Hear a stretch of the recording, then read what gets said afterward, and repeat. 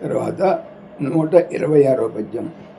అనఘులు అనఘులు బదరీ వనమున వినుత తపోవృత్తియుండన్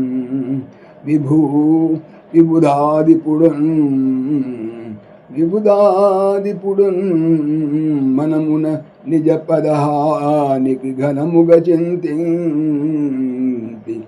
దివిజ కాంతామణులన్.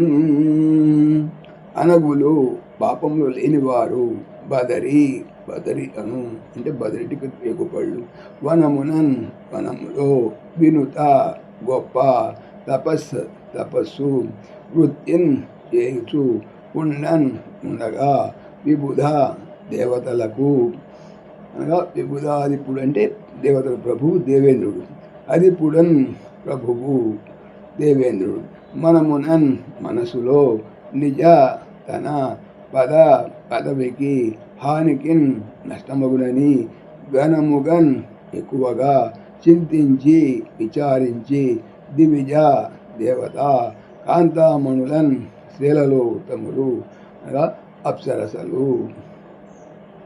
భావము: అలా అవతరించిన నరనారాయణులు బద్రికావనములో గొప్ప తపస్సు చేయసాగారు. అందువలన తన పదవికి ప్రమాదం వాటిల్లుతుంది అని ఇంద్రుడు బెదిరాడు.